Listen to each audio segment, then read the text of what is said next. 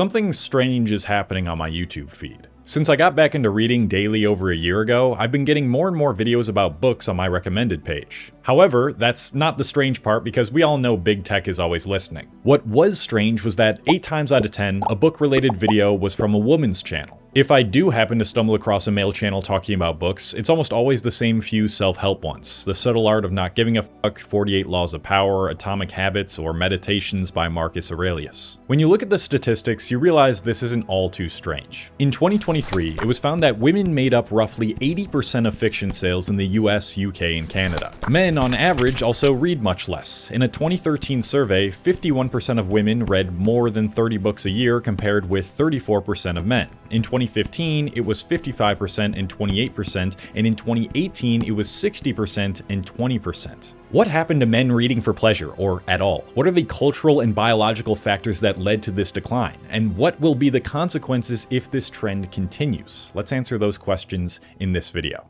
First, an update on overall reading trends. In a 2022 survey, the NEA reported that 48.5% of adults read at least one book in the past year, compared with 52.7% 5 years earlier and 54.6% 10 years earlier. The sharpest decline can be observed with novels and short stories, aka fiction, especially among young men. In 2017, the share of women reading novels or short stories was down to 50%, and in 2022 to 46.9%. But men saw their fiction reading rate slip from 35.1% in 2012 to 33.0% in 2017, and then to 27.7% in 2022. That clashes with what we know about overall print book sales, which have actually increased in the past decade. So who is driving this upward trend in sales? Mostly women. To understand why this is the case, we can look back as far as our adolescence. A book trust poll found that 42% of mothers, compared with 29% of fathers, read with their under ones every day, while 71% of mothers, compared with 62% of fathers, read with their 3-year-olds every day. In another study titled African American, White, and Latino Fathers' Activities with Their Sons and Daughters in Early Childhood, researchers found that fathers of boys engaged in physical play more frequently than fathers of girls, whereas fathers of girls engaged more frequently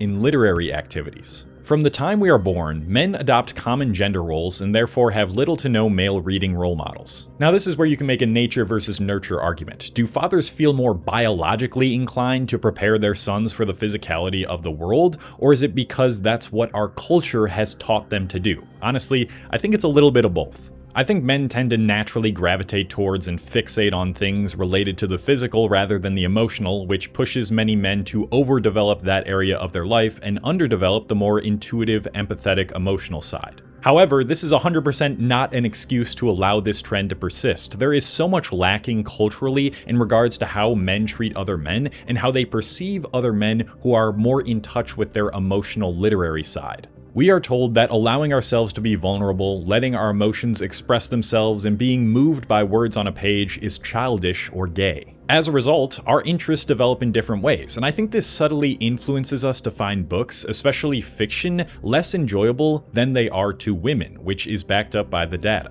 In 2018, 24% of 15-year-old boys and 44% of girls the same age agreed that reading is one of my favorite hobbies, while 60% of boys and 39% of girls agreed that I read only to get information that I need.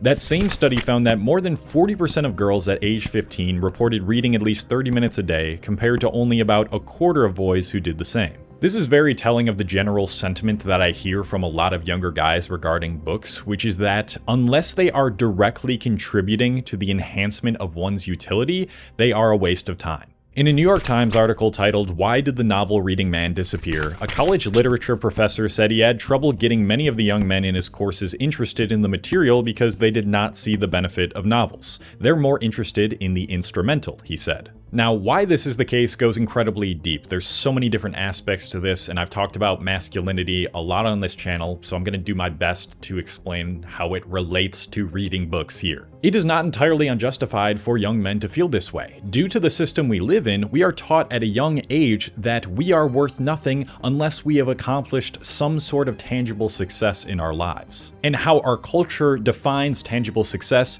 is usually in the form of wealth or status. Wealth usually comes in the form of money, but status can mean many different things. Social status, physical status, career status, intelligence status, etc. If you cannot signal that you have something substantial to provide to the world, you are treated like a ghost. And I'm not saying this isn't the case for women. Women's worth is often derived from their outward appearances, but typically women are not socially punished as harshly if they're not reaching a certain outward appearance. So since this is what our culture and system magnifies in men, naturally men are going to gravitate towards activities that translate into skills that will stop them from being treated like a ghost. And on the surface, the only books that are justifiable to that cause are self-help books, but only a very particular type of self-help book. Self-help books tagged with memoir, biography, and autobiography have more female readers, while those tagged with science, business, psychology, and religion have more male readers. In other words, men are less interested in learning about people's stories, struggles, and emotions, and more interested in learning about how to gain what society values in men, like money and power over others. And this is a massive reason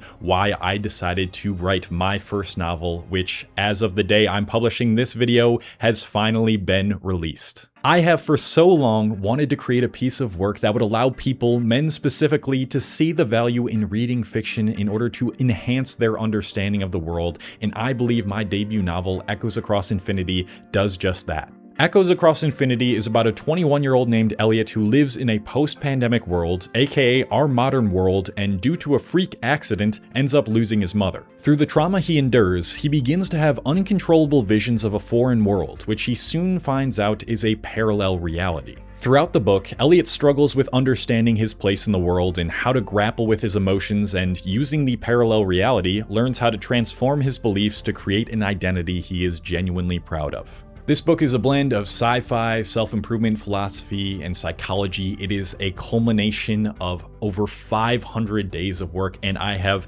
never been more proud to promote something in a video. I genuinely believe this is a story worth reading, even if you aren't a guy, and it's the perfect gateway into fiction, so if you are interested in reading it, you can pick it up by going to one of the first links in my description. Please go check it out, because if you enjoy my videos, I think you will really be able to relate to the main character, and you will absolutely love this book. And if you still aren't convinced yet, I think you will be by the end of this video.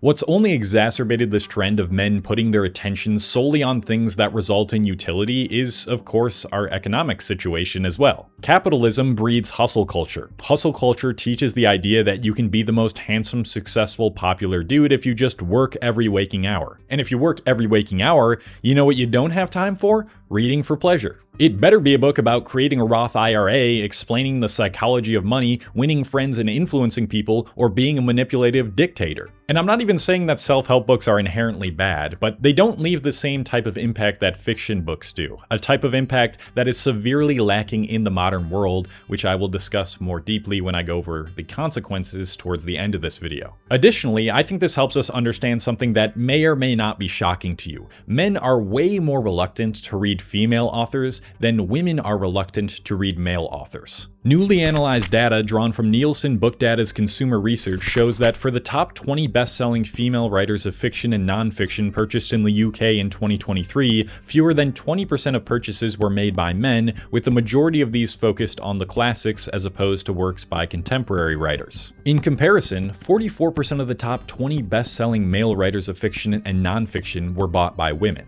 Going off what we know about the culture and our economy, my hunch is that men are less open to receiving ideas and insights from someone like a female author who they might think not be able to help them with something regarding tangible value. Their motives for reading are different. Conversely, women are more open-minded and receptive towards receiving different viewpoints that come from men, and on top of that, their motive for reading is more frequently one of leisure. But that's just my theory. I would love to know what you think about this particular data point by leaving a comment. And since these trends in book sales have persisted for so long, the market has adapted to them, only further exacerbating this trend. In the New York Times article I mentioned earlier, the author highlights a walkthrough of a book chain in New York City. He states, "Eventually, Mr. Kiono took me to the front to look at an attractive customer favorites display. Here, pastel and vivid colors dominated the covers of books by romance and romantasy stalwarts like Carly Fortune and Sarah J. Maas, the author of the popular Account of Thorns and Roses series. It was also found that by 2020, for the first time in history, women were publishing more books than men, contributing to increased revenue for the industry for both male and female consumers. And I think many of these sales can be attributed to BookTok. BookTok is the site of TikTok where readers recommend and review their favorite books for their audiences. And if you search BookTok and scroll for even just a little, you will see that the majority of creators are women and that they are mostly recommending the same types of books, like romantasy,